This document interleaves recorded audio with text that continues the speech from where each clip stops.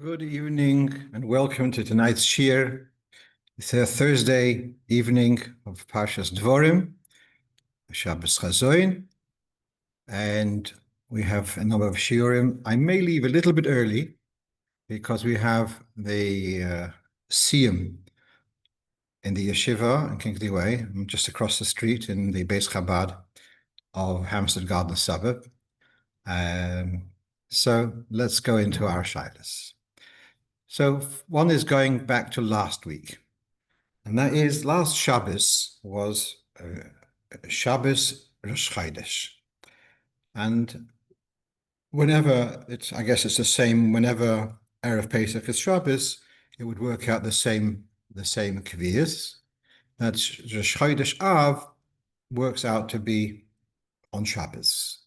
Now we have, when Shabbos is on Rosh Chodesh, so then we have a special Haftorah of Shabbos Rosh Chodesh, which is Shamayim Kisi. And that pushes aside the weekly Haftorah. What happens now when we have the 3 weeks? We have special Haftorahs for the 3 weeks, and Divrei Yirmiyahu, Shimu, and Chazoin. Those are for the 3 weeks, plus the Puranusa. And now we have this question when we have coming together, we have Shabbos Rosh Chodesh, and it's Hashamayim Kisi, and then you got Telos de Puranusa. So which one prevails? So this is discussion in Poskim, and what we have on the screen here is from the Sefer HaMinhagim that when we have Shabbos Rosh Chodesh Menachem Ov, the Haftorah is Shimu. In other words, the Telos de Puranusa, the 3 weeks Haftorah prevails over Shamayim Kisi of the Shabbos Rosh Chodesh. And this is quoted from the Rebbe's notes on Megillas Eicha. Now, just to explain, the Rebbe would publish in B'chayav, in the lifetime of the Frierdiker Rebbe, he'd publish material, Memorim, etc. And he publishes also a Rishimus of the Tzemach Tzedek on Eicha. And as the Rebbe did in many of the publications during his period in America, he would prepare lists of minhagim for that time of the year, whether it was Pesach time, whether it was Chanukah time, etc. And here you have minhagim for the 3 weeks. So they are in the Rishimus al Eicha. So now this is quoted from there. But then we have in the Sefer HaMinhagim, they write, we're quoting here from the Rebbe's notes in Megillas Eicha, where there are 2 opinions about this, and he gives us the reference where it's discussed in Hilchos Rosh Chodesh. And then we have a reference to the Rebbe's own notes from Tofresh Tzadik from 1930, where he writes that in 1930 was the same Kvias as this year, that Rosh Chodesh Ov, Menachem Ov, was on Shabbos. And the Rebbe writes the following. This is from his own diary. I was by my father-in-law, the Rebbe, and he was relaxing on the sofa. And he was relating about the minhag of saying the Haftorah for this Shabbos, Rosh Chodesh Menachem Ov. It's not a very common occurrence. He says the following. My father, that's the Rebbe Rashab, one time when this happened, he said the Haftorah Hashamayim Kisi. That's a Shabbos Rosh Chodesh one. And several years later, and this same kvias cropped up, that Shabbos, that Rosh Chodesh Ov was on Shabbos, and that time the Rebbe said the Haftorah of Shimu, of the 3 weeks. And at that time, my father, says the Rebbe, the Frierdiker Rebbe, said, my father, the Rebbe Rashab, said that he is mischaret, he regrets the fact that he said several years ago the Haftorah of Shamayim Kisi. So this is a bit of history that we have in Machlokas HaPoskim, which Haftorah should prevail, and how the Rebbe Rashab himself once did one way, later on he regretted that, and he said that, no, really we should be saying the one of Shimu. And that is the basis of our minhag. It says in Sefer HaMinhagim, Shabbos Rosh Chodesh Menachem Ov, say Shimu. Okay. Now, what happened then is, let's scroll down, So this is from the new Siddur, where I did a lot of work in the Siddur on the list of Haftorahs. So this is not from the Alter Rebbe. This is from our Rebbe with the input of the Frierdiker Rebbe, a list of all the Haftorahs where there are variations. What is our minhag? So you've got notes from going back to the Rebbe Rashab and Rebbe Marash, and things developed, and they have a whole list. And when I was working on the Siddur, I explored each one, what's Ashkenaz, what's Sfard, and etc., etc. So now, in this, in reference to this Shabbos being coinciding with Rosh Chodesh, so the Rebbe had said the following, and this is published in the back of Selichos volume Yud Gimel.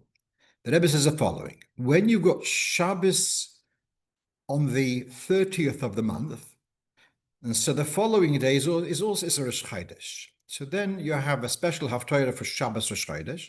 Then you have a special Haftorah for Mocher Chodesh. What happens when Shabbos Rosh Chodesh is also a Mocher Chodesh? You have now two Haftorahs to deal with.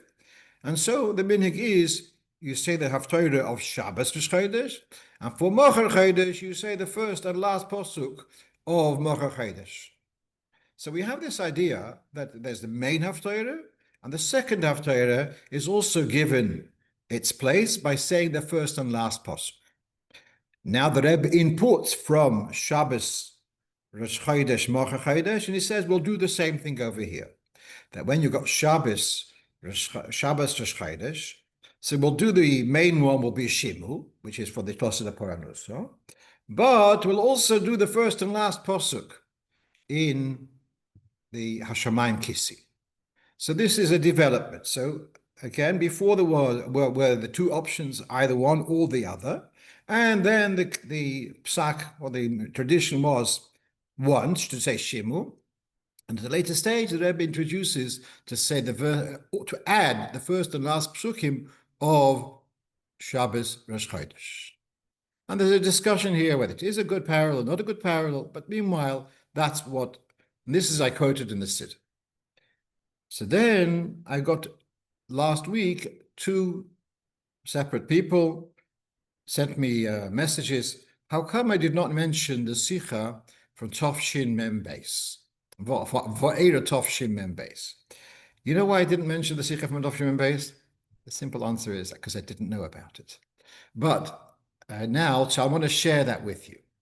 So in Tov Shin Mem Beis, the Rebbe first, this is a Sikha where he first was talking about how he had referred to a question on the end of the Siddur Arizal. Now the Rebbe had one of the I don't know the word peeves is the right thing to say with the Rebbe, but he was very into L'sayim b'dover tov, that to finish off with a dover tov.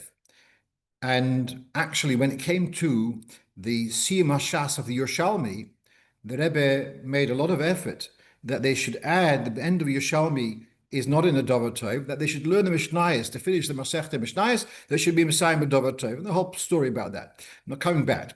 So here the Rebbe picked up on the end of the Siddur Arizal. I mentioned this particularly because yesterday was the Yortzeit of the Arizal. So the end of the Siddur Arizal is not in a positive note. And now, I'm sure you've heard from me several times, there are four main editions of the Siddur Arizal, but the ones who wrote up the Sikha, they gave a reference to the Siddur Koil Yaakov, or Rav Yaakov Koppel. Now, the Rebbe took exception to that because he wasn't referring to that edition. He was referring to the Siddur of Rav Shapsi of Rashkov, who was the Talmud of Baal Simcha, and of the four editions of the Siddur Arizal, this was the one which was the preferred edition, which the Rabbeim used. You can see in the Rebbe's library, the one which the Tzemach Tzedek used, had it by the Seder, had it by Tkiyas, and our Rebbe also had it by the Seder and by Tkiyas, the Siddur of Shapsi, the Siddur of Shapsi. So the Rebbe took exception that they referred to the wrong edition. And here is this is in Parshas Va'era, and he says, and I now want to follow on. Last year, Parshas Maseh, this is Tov Shin Mem Aleph. Now, if you remember, Tov Shin Mem Aleph was also the same as this year. Erev Pesach was Shabbos. And that Shabbos, curiously, when the Rebbe was saying Haftorah, he started off with Divrei Yirmiyahu.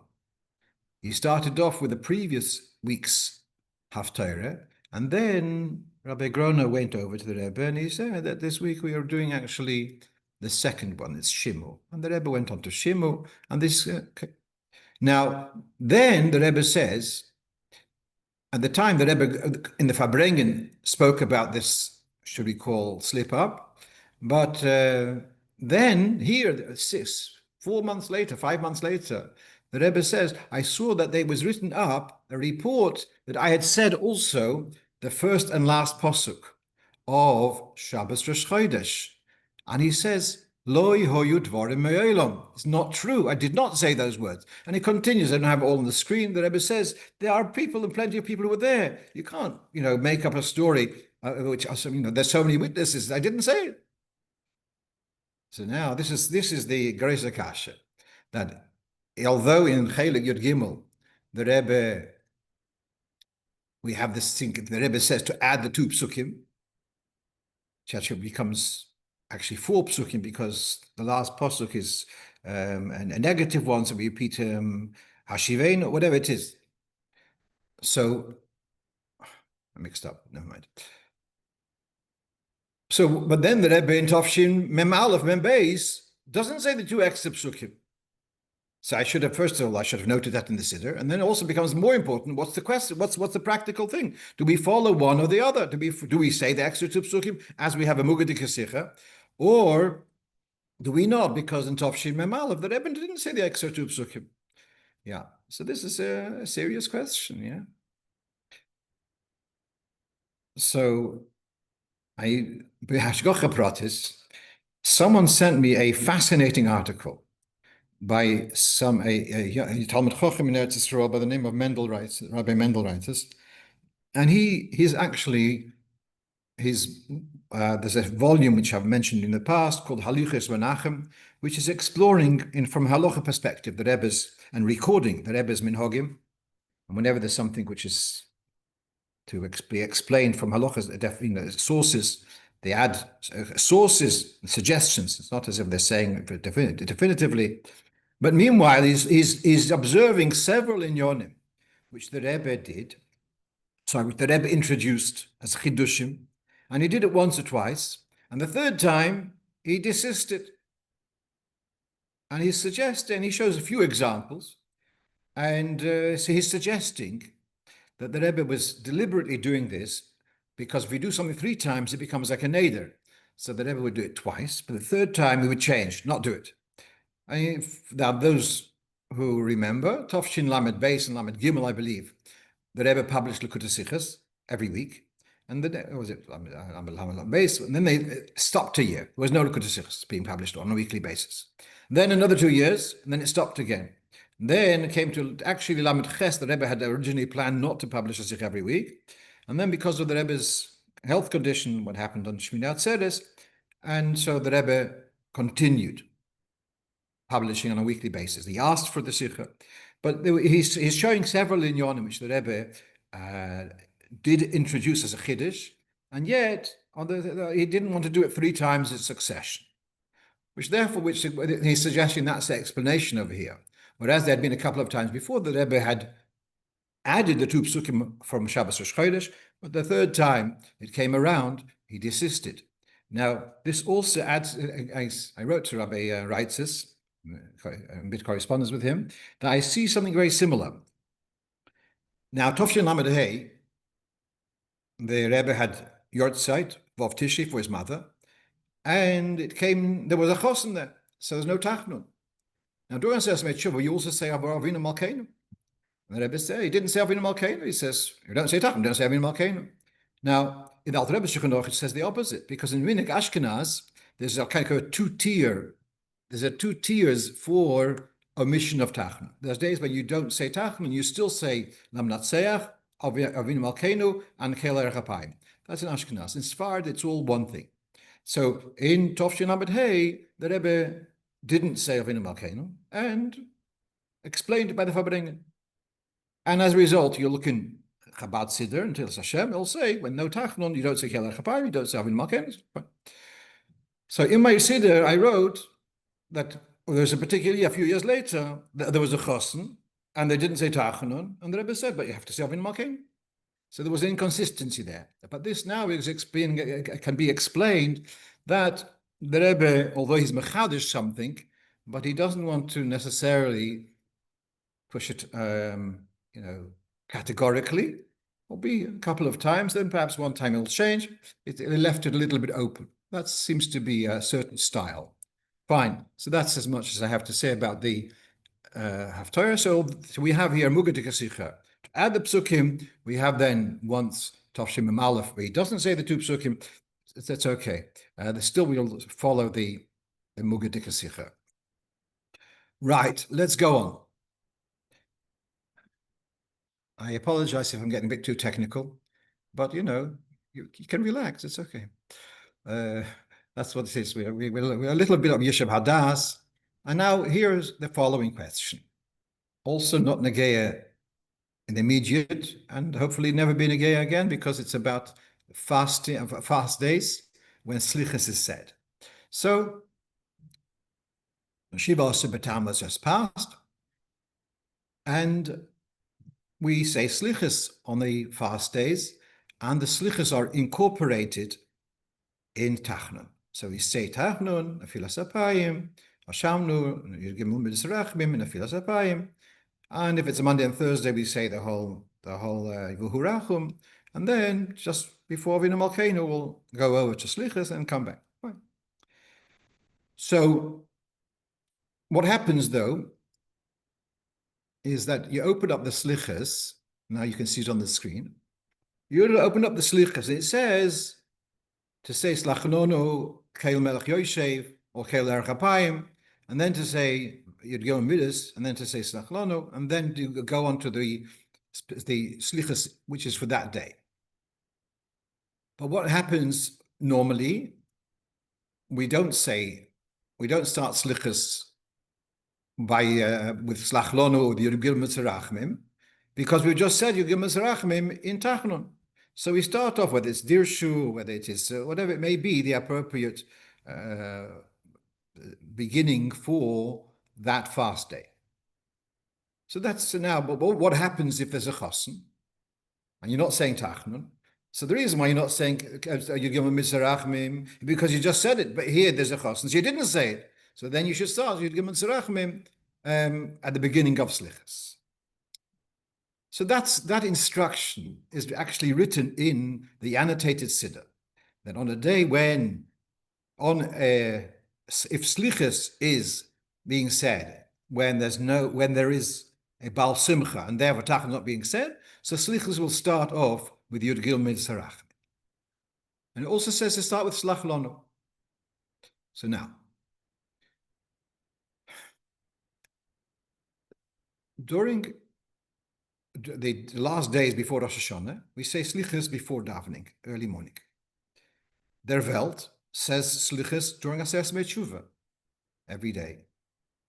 Chabad do not say Selichos in the morning, early morning, during Aseres Tshuva.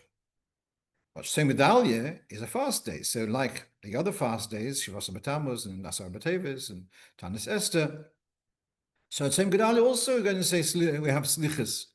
So we take the Selichos, which is in der Welt is said in the morning, and we say it after Chazar Sashatz. We incorporate it in Tachanun. Fine. So when the Rebbe published the Selichos back in the day, I think this is Bechaya of the Frierdiker Rebbe.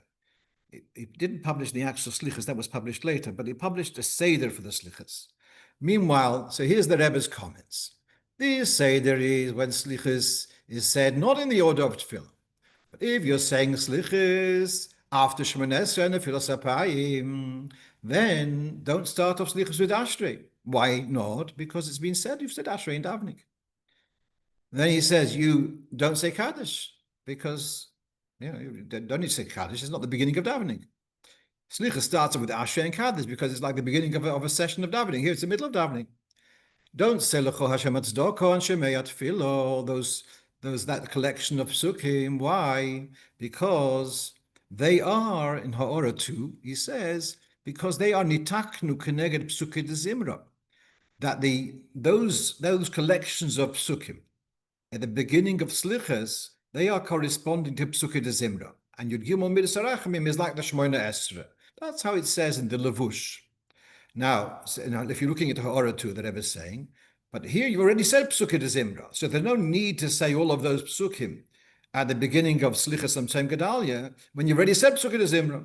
Therefore, you don't say those psukim. And then he says also, Slach Lonu, you don't say Slach Lonu.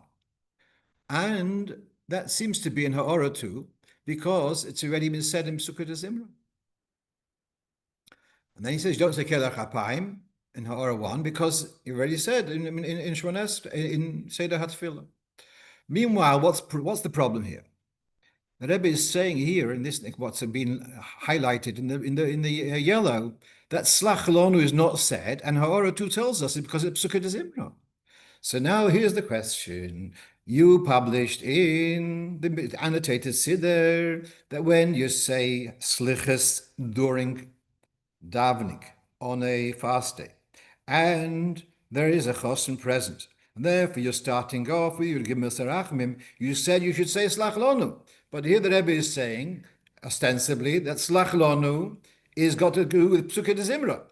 If it's got to do with, and you've said Psukei de Zimra, so you shouldn't say Slach Lonu. This is the question.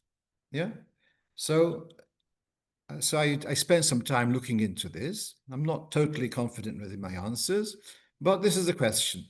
Is that phrase Slach Lonu to be said or not to be said when Selichos is said, when there's no Tachanun? That's the question.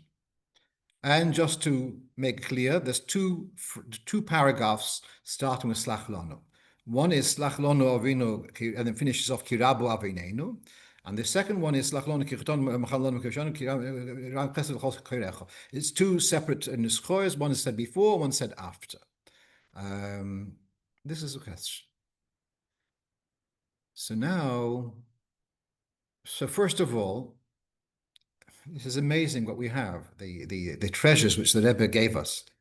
When the Rebbe published the Selichos, he also published 4 pages of notes, like biographical notes, if you want to say, about the Selichos.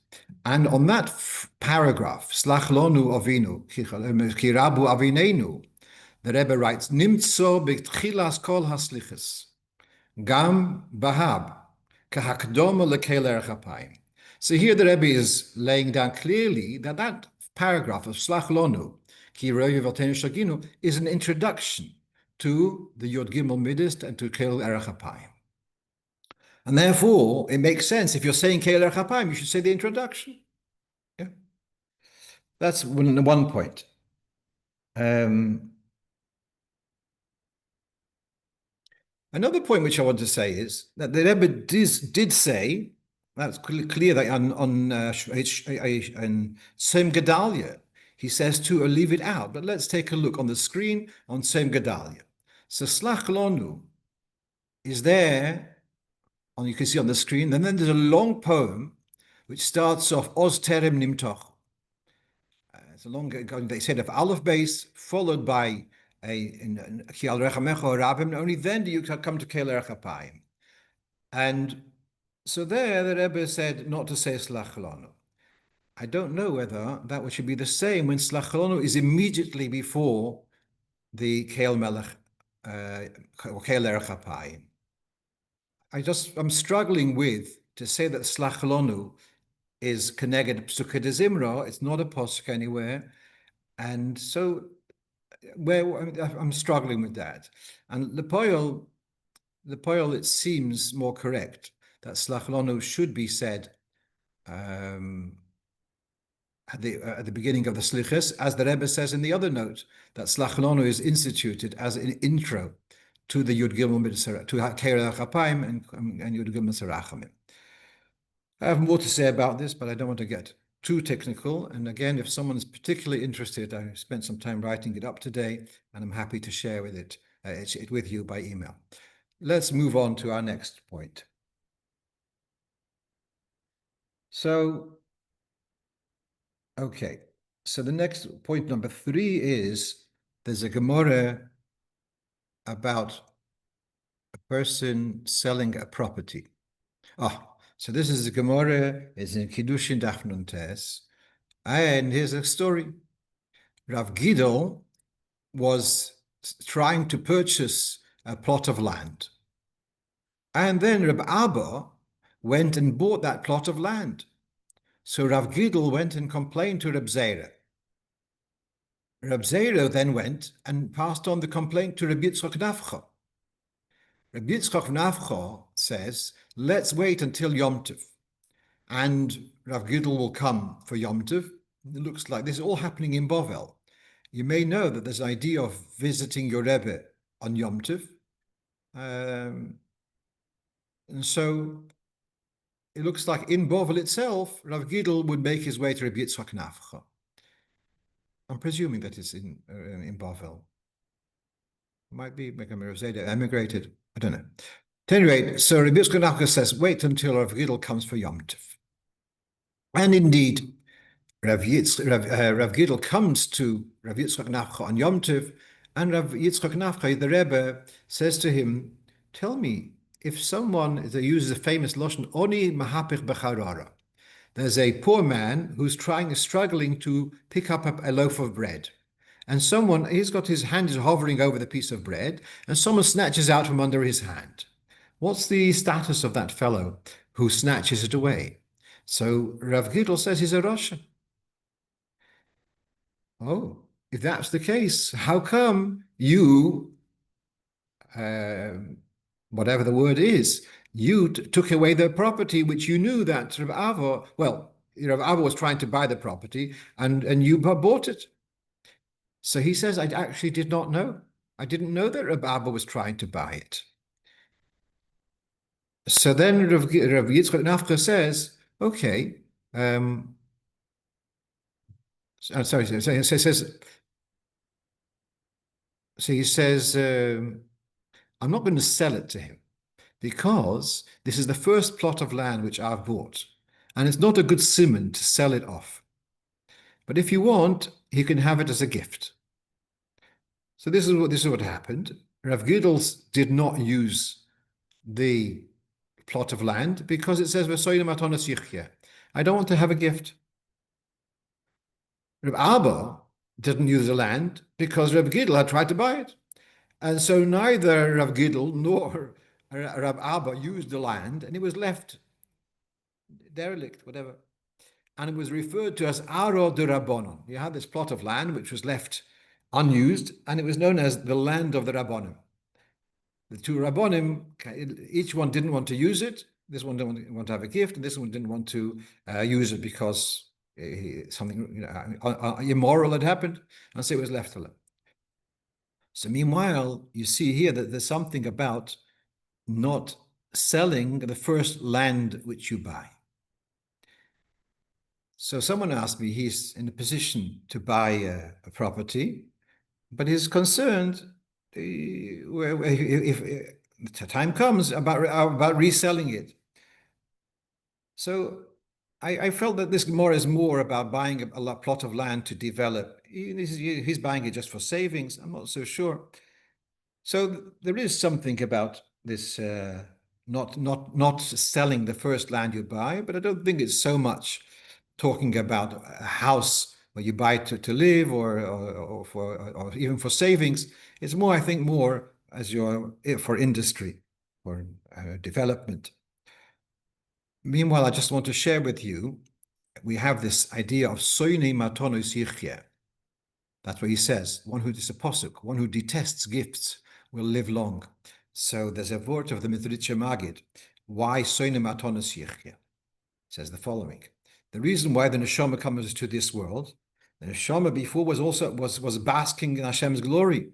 So why did the neshama come down to this world? So there's a famous expression in Chassidus, bread of shame. Unearned bread is bread of shame. So the neshama, having not earned its enjoyment in the heavenly yeshiva de Shalmaila, so it comes down to this world to earn its bread. Now, if a person comes down to this world and is happy to take things for nothing, so then why did you come to the world in the first place? The whole reason why you're coming here is because you should earn your bread and not get something for nothing. And that's why Seina Matana Sichke. Your reason for being here is that you Adam Amal Yulot, you should use avoida and earn. Then when you go back, it should be earned bread rather than being a free handout. Okay, so I'm a little bit noted. It's not brought very much la halacha. It's brought in kafachayim, etc., as a advice. But I think it should be limited to a way it's an investment for, as I say, for developing and to make a lot of parnasa out of it. If it's just for savings, as it was in this case, perhaps one can be more lenient. Okay, so now, sorry about that. So now I've got another piece here, which I don't have on the screen, but here's the following. I have a shaila from a shliach somewhere in Central America, and he operates a restaurant. So he goes every morning and lights the fire, but the actual cooking operation is done by goyish chefs, goyish workers. He goes in and out. It's not a question about kashrus, but okay, comes the 9 days. So he also sells fleischiks. Can he stay open for the 9 days? So the answer is, well, it's not a problem. Some of his clientele are Sefardim, and Sefardim don't have this idea of not eating meat for the 9 days. Only much more limited there, not eating meat. Fine. So you can have it open for Sefardim. The problem is that this is his problem. I'm really impressed with the question that as far as Bishul Yisrael goes, there's a difference between the Shulchan Aruch and the Ashkenaz and minhag Ashkenaz. And minhag Ashkenaz is more lenient. So there is a concept written in the Gemara about pas akum, of kosher bread, that if a Jew lights the fire, then it's called Bishul Yisrael. Sorry, it's called pas Yisrael. What happens is when it comes to cooking, now the rules of cooking are more strict than the rules of baking. Bread is more of a staple, and therefore the rules are more lenient. When it comes to cooking, so does the Yid lighting the fire, is that enough to make it Bishul Yisrael? So according to the Shulchan Aruch, no, it's not enough. A Jew has to actually put the food on the flame. But if he lights the fire and the goy puts it on, that's not called Bishul Yisrael. So now he's asking, I've now got the following. I've got my restaurant. My excuse for keeping the restaurant open is because of the Sefardim. But as far as the Sefardim goes, it's not Bishul Yisrael. So I shouldn't be open for them. That's his question. So really, though, this question goes much broader. Is it okay for Ashkenazi hechsher to operate or to give a hechsher to a restaurant with goyish workers and Sephardic clientele? Or do they have to say to the Sefardim, Rabotai, Zlobish velachem, whatever, that for you have to have a Jewish chef? So Rabbi Avadia Yosef, Zechrein Levracha, he has a tshuva about this, and he, if I may say uncharacteristically, he says it's okay. And he says for several reasons. There are several arguments why this is okay. Number one is the Ramo says if a Jew lights the fire is enough. Another one is that if the cooking is taking place, if a goy cooks food in a Jewish premises, in a house of a Jew, that's not called Bishul Akum because it goes according to the owner. Another one says that if it's a shivchoy, then it's not as if the goy is cooking out as a friend or etc. Because the whole thing has got to do with breaking down social barriers. But if the goy is a worker, is a shivchoy, so then the Bishul Akum doesn't apply.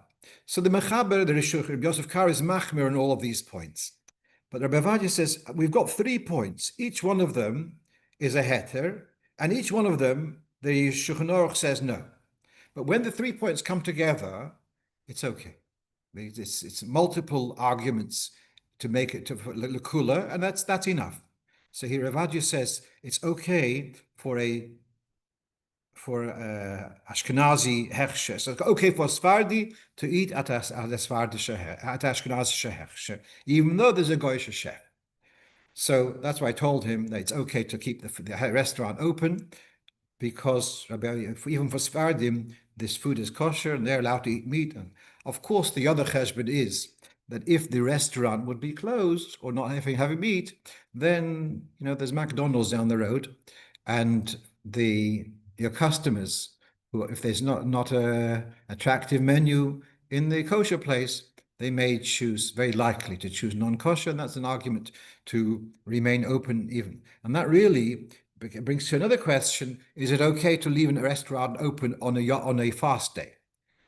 That's a more difficult one, but even then, there are poskim who say it is okay when your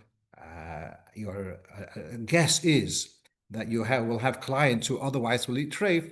Better that you eat kosher than on a fast day rather than eat treif because you're closed. Okay. We're going to go on to the next point, number 5. Someone asked me whether there's a difference regarding Hallel, about interrupting in Hallel to answer Amen, etc. Is there a difference whether Hallel is said with a bracha or said without a bracha? So without going into too much research, I said we have a specialized sefer on Hefsek B'Tfilah by Rabbi Yoav Lemberg, and he goes into this question, discusses this question, and he says it's the same halacha, that the same restrictions for halal with a bracha, whether it's half halal or whole halal, is going to be said the same thing. So although the Sefardim don't say a bracha when it's half halal, we do, and we see it as a unit which you should not be bringing in other inyonim, other piyutim or something, other praises which don't belong in this unit. So whether you say a bracha or not, whether it's half halal or whole halal, it's seen as a unit, not to bring in other inyonim. I just want to say, in other words, is a voluntary mitzvah, should we say, the same as a chiyuv mitzvah? That's a little bit kind of probing this question. I'll give you an example. A woman does not need to eat in the sukkah. Now, there's a din in Haftorah, that the sukkah has got a kedusha. And that means that once you've sat in the sukkah, this sukkah now becomes sacred for these 7 days, Haftorah, and you're not allowed to use it for anything else. So if you wanted to take a bit of the schach and use it for firewood or whatever as a fan, you wouldn't be allowed to use the sukkah material for other benefits, because it's got a kedusha, like a kedusha of a korban almost. So now my question is, okay, so a sukkah, if it's used on sukkahs, it becomes sacred. What happens if a woman sits in the sukkah? Does that sukkah acquire that kedusha? On the one hand, she's not mechuyev to sit in the sukkah. On the other hand, this is the way I see it, that the person is not obliged to sit in the sukkah. But once they are in the sukkah, they're doing a mitzvah. They are logging into a mitzvah. They don't have to log in, but once they've logged in, they're doing a mitzvah. And this is a similar idea, which I'm saying over here, that although you could say a halal, with half halal, we do a half halal because it's not a full chiyuv. But once you're saying halal, it becomes a unit of mitzvah, and one shouldn't be bringing in other material, other praises, etc., which don't really belong there. Okay. Let's move on. And this is, again, a little bit of history. And this is coming for this coming Shabbos. This coming Shabbos is Parshas Devorim, and the beginning of Sheni starts off with the posuk Eicho Eso Levadi. And Eicho Eso Levadi obviously is associated Shabbos Chazoin with Eicho Yoshva Bodod. And here we have different minhagim, and some kehillas will, actually I've heard that some kehillas start off Eicho Eso Levadi with the Eicho tune. And I guess those Kehilos also sing Lechadoidi with the tune of Eli Tzien V'Oreha. But obviously by Chassidim that doesn't happen. Now, but then there are those who dafka end of Sheni, Rishon, one posuk early. So that the Sheni shouldn't start off with Eicho Es Levadi, because normally we design the aliyahs that they should start and end with a Dover Tov. So not to start off Sheni with Eicho. So there is such a minhag. And some, in most Chumoshim, it doesn't have it that way. It just Sheni starts off with Eicho Levadi. So in Sefer HaMinhagim is written that our minhag is to start to do Sheni one posuk early. Now, what you have on the screen is from Rabbi Schusterman's memoirs, and he writes the following. He writes that there was a stage where he was a Balkoyer in another community, and then he became the Balkoyer in 770. At first, he was following the same minhag he'd been doing in the previous shul, to begin Sheni a posuk early. When he became the Balkoyer in 770, he asked the Gaber Rabbi Yochanan Gordon, and he asks him, how should I do this? And Rabbi Yochanan Gordon, typical Chabad style, says, whichever way you do is fine. He didn't make an issue about it. So then for years, he would start Sheni, possibly stop Rishon and start Sheni, possibly early. And as a result, this was recorded in Sefer HaMinhagim that for Sheni on Shabbos Chazoin, Shabbos Devorim, start a posuk early. Then he writes that at some stage, the elder Chassid, Reb Ellis Simpson, now he was a Gaber by the Frierdiker Rebbe, he lived in Borough Park, but he once came for Shabbos Chazoin. He was in Crown Heights in 770, and he heard me doing Kriyas HaTorah. And he comes to me after daven, and he says, big or again Russian style. I was upset. Was machst du nayim minhagim? We never had such a minhag to start to switch to do a posuk early. You're introducing new minhagim. So now Rabbi Schusterman is confused. What is the minhag Chabad? And so then he asks, what was the earlier generations? And he was told that Rabbi Landau in Bnei Brak was the Balkoyer by the Rebbe Rashab. So I asked my son-in-law, Rabbi Nachem Wolf, sein gesund, and he went over to Rav Landau and asked him what was the minhag back in the day in the Rebbe Rashab in Parshas Devorim.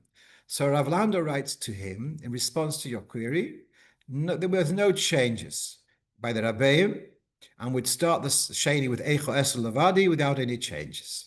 So from then on, Rabbi Schusterman switched to starting Sheni with Eicho Esel Levadi. So just a bit of history. And so, although it says in Sefer HaMinhagim one way, and yet the minhag Lepoil is the other way. Yeah. So just to add to clarity to the to minhag Chabad.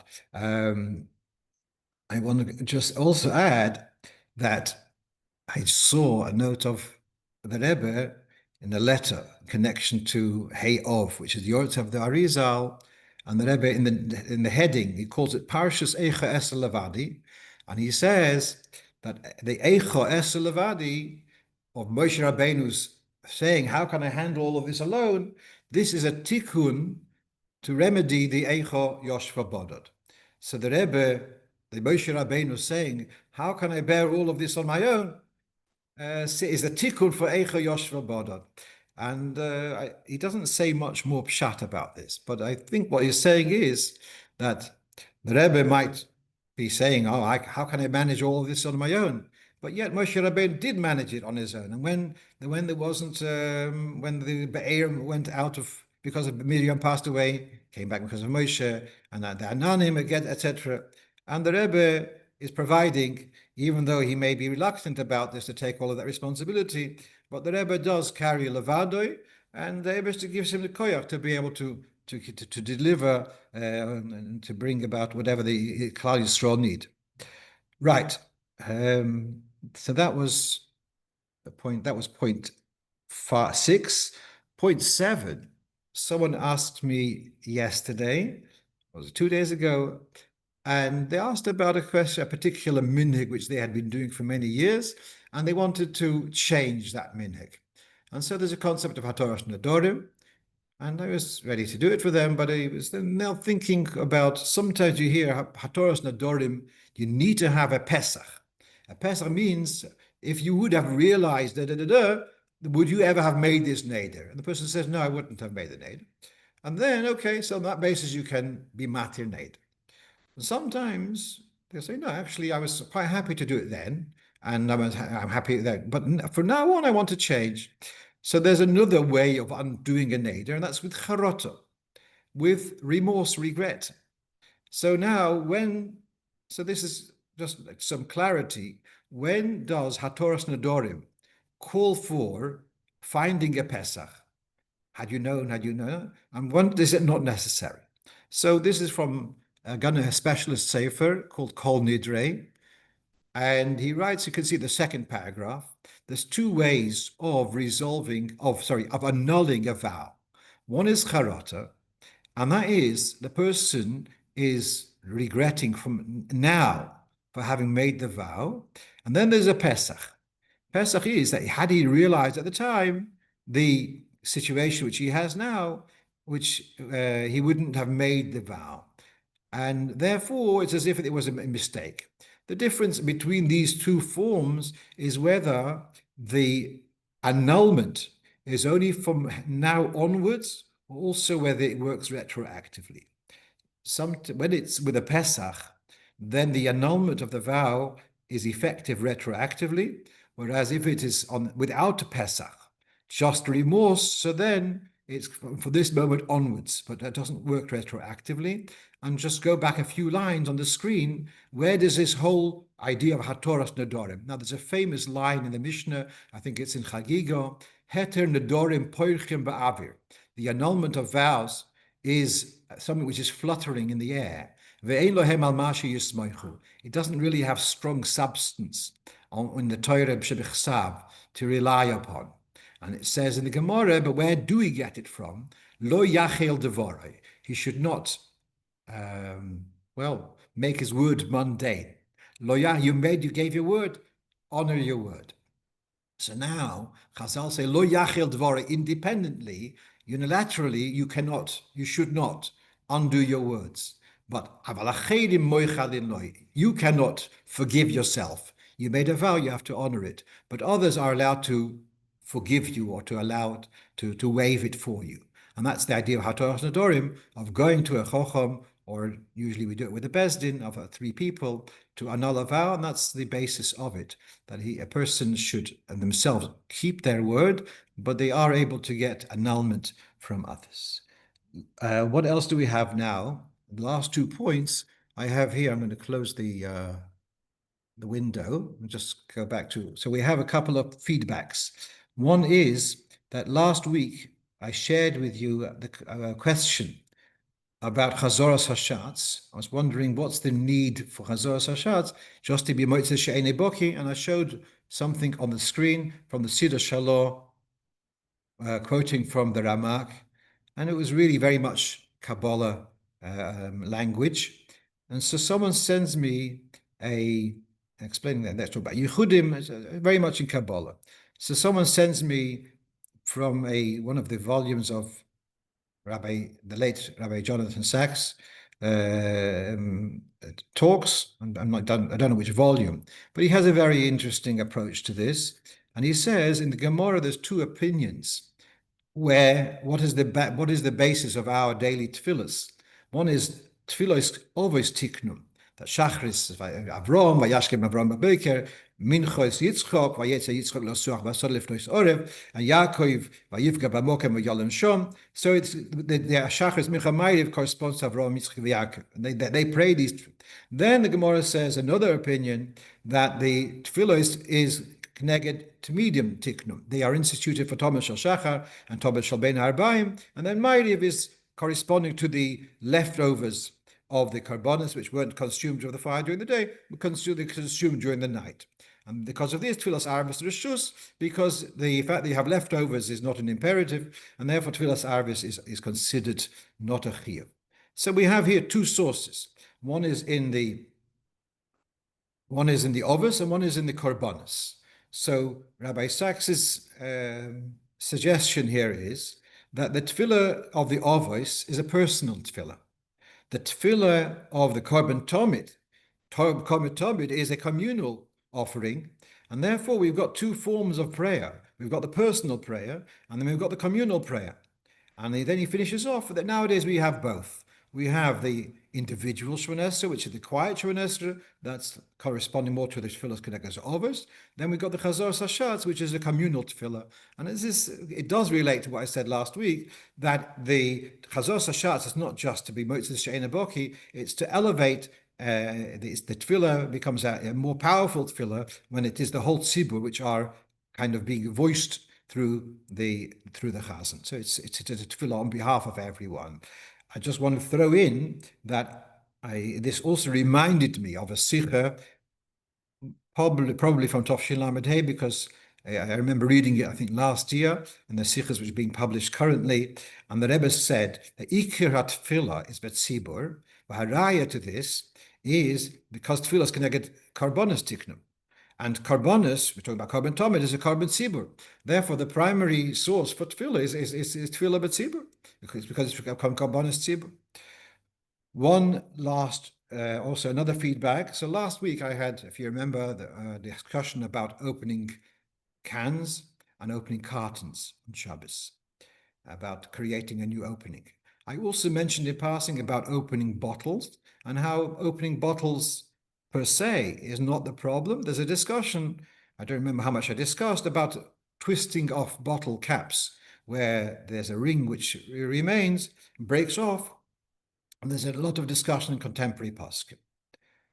Right, and I think I did discuss, and I said I would break it open, kilachayad, whatever. So one of our listeners from the United States, a woman sends me the following, that early in the day, this is in the chofs, we would call the 60s, or earlier, at the Rebbe's Farbrengen, at the Rebbe's table, there was a bottle of soda, Kotz, half and half soda. Now, those who understand about soda understand that if you open a soda bottle 24 hours before, it's going to lose its bubbles, etc.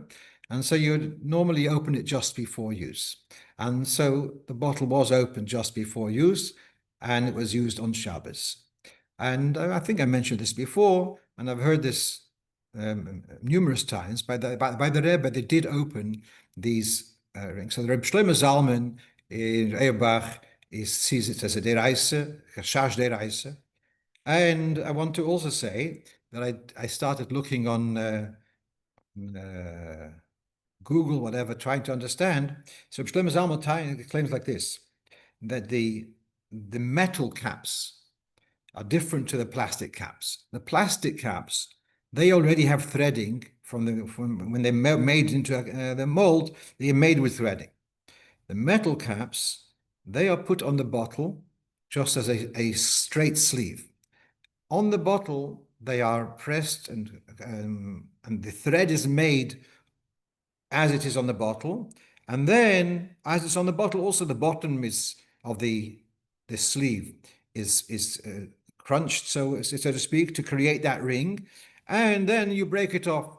So he's saying this was never a cap before. It wasn't a finished cap, didn't have a screw. So now it was like, by opening it now, it's like a makeh b'patish.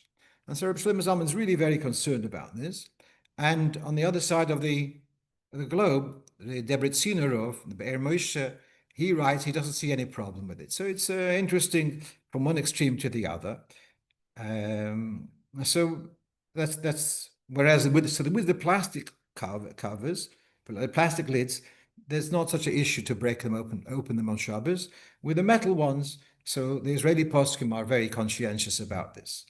Now, so I say I had heard that by the Rebbe they would open them. So Rabbi Gron alav shalom says he had been told by the Rebbe to open them before, But several people told me, Rabbi Avremi Kievman sent me a message today, and he says that he remembered very clearly there was once Shabbos, it was either Noach or Lech Lecha in Parshas in Tov Shin Nun Beis, and there was, those who remember, it would be at the end of the Farbrengen, there would be several people. The Rebbe would give them a bottle of vodka for their event, if there was opening of something, or whatever it may be. And the Rebbe would give them mashke to distribute a bit here, and then to give out at their particular event. He would tell them to announce the event. So there was a whole lots of bottles, and Rabbi Groner hadn't managed to open all of them, and the Rebbe took one of them which hadn't been opened yet, and the Rebbe twisted the cap, and he says the whole of 770 could hear the snap of the way the lid broke off from the ring underneath. So the Rebbe was not worried about snapping these bottles open, even though it was a metal ring, etc. So for us Chassidim, and he wasn't concerned about this, although we know that Rebbe was very, very conscientious about Inyanim of Halocho. And so also we have a precedent, and I say it was earlier years also. So it was done by the Rebbe, and so this gefährlich, Yeshal Malismoich. And with that, I'm going to, as I said, I'm going to finish a couple of minutes early. So I'm going to wish you a good Shabbos and Yehofech Lesimcha. And from the Echo, as I said before, the Echo Esa Levadi should be a tikkun for the Echo Yoshva Bodod. We should see V'sechzeno Inenu B'shucha L'tzin Berachmim. Should see the Beis Hamikdash Ashlishi and with Shabbos Chazoin, not just as it is in the Moshel of the Badicheva, but we should actually see it with our Fleishike Egin, with Besimchas Eilam An Reishom Malkein Bereishein. A good Shabbos.